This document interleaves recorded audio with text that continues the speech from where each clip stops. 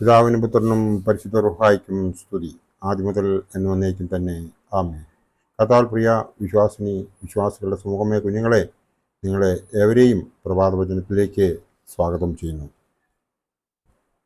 ഇന്നത്തെ ചിന്താവിഷയം എന്നത് ആത്മാവിൻ്റെ ഫലം പാർട്ട് 3, വിശ്വസ്തത, സൗമ്യത, ഇന്ദ്രിയജയം. കഴിഞ്ഞ 2 എപ്പിസോഡുകളിൽ നിങ്ങൾ കണ്ടത് സ്നേഹം, സന്തോഷം, സമാധാനം,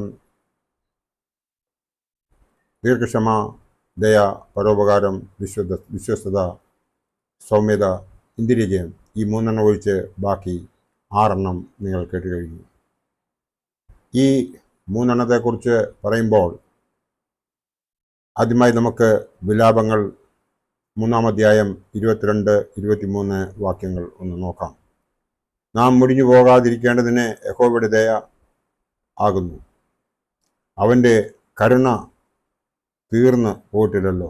അത് രാവിലെ തോറും പുതിയതും നിന്റെ വിശ്വസ്തത വലിയതും ആകുന്നു എന്ന് ഈ വേദഭാഗം നമ്മെ ഉദ്ബോധിപ്പിക്കുന്നു. ഈ വിശ്വസ്തത നാം ദൈവത്തിലും മനുഷ്യരിലും പ്രാവർത്തികമാക്കണം. എങ്കിൽ മാത്രമേ നമുക്ക് അതുകൊണ്ട് പ്രയോജനമുണ്ടാകുകയുള്ളൂ, പ്രത്യേകിച്ച് വിശ്വസ്തത ഉണ്ടാകുകയുള്ളൂ.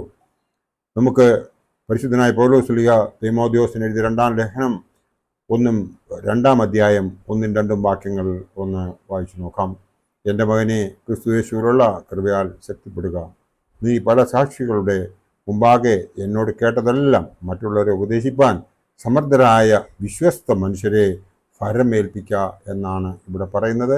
അതായത് വിശ്വസ്തരായ ആൾക്കാർ ഉണ്ടെങ്കിൽ മാത്രമേ കാര്യങ്ങൾ എവിടെ തന്നെ നമ്മൾ എന്ത് തന്നെ പ്രവർത്തിച്ചാലും അതൊക്കെയും ശരിയായ രീതിയിൽ പ്രാവർത്തികമാകണം എന്നുണ്ടെങ്കിൽ വിശ്വസ്തരായ ആൾക്കാരെ വേണം അത് ഏൽപ്പിക്കുവാൻ.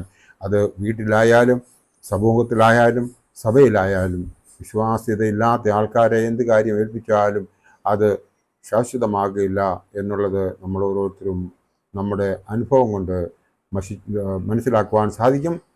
നാം വിശ്വാസമുള്ളവരായി നശിച്ചു പോകാതിരിക്കാനാണ് ഇപ്രകാരം ഒക്കെയും, അതായത് വിശ്വസ്തതയുള്ളവരായിരിക്കണം എന്ന് പറയുന്നത്. അടുത്തത് സൗമ്യതയാണ്. ഈ ഗുണം നമ്മൾ ഉണ്ടാകണമെങ്കിൽ സ്നേഹം, സന്തോഷം, സമാധാനം, ദീർഘക്ഷമ, ദയ, പരോപകാരം, വിശ്വസ്തത എന്നിവ നമ്മളിൽ ഉണ്ടായിരിക്കണം. എങ്കിൽ മാത്രമേ നമുക്ക് സൗമ്യത ഉണ്ടാകത്തുള്ളൂ. ഇനിയും അവസാനമായിട്ടുള്ളത് ഇന്ദ്രിയജയമാണ്.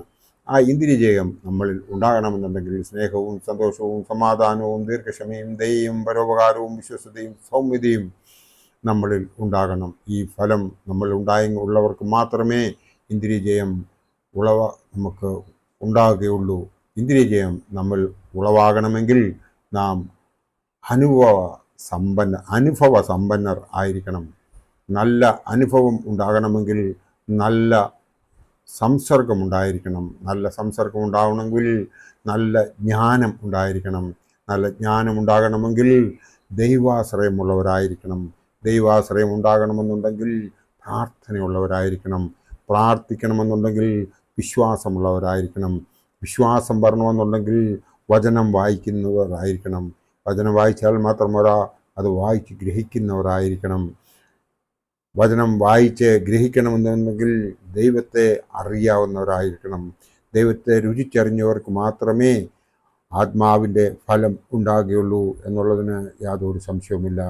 അതിനായിട്ട് നമ്മളെ ഓരോരുത്തരെയും ദൈവം ഏൽപ്പിച്ചു വിട്ടിരിക്കുന്നതായ കർത്തവ്യങ്ങൾ പൂർത്തിയാക്കണമെന്നുണ്ടെങ്കിൽ ഈ ആത്മാവിൻ്റെ ഫലം നമ്മിൽ ഏവരിലും ഉണ്ടായിരിക്കണം.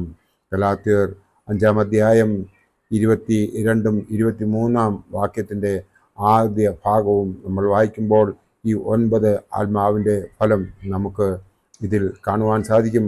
പരിശുദ്ധനായ പൗലോസ് ശ്ലീഹ നമ്മെ ഓരോരുത്തരെയും പറഞ്ഞ് ഏൽപ്പിച്ചിരിക്കുന്ന ഒരു കാര്യമാണിത്.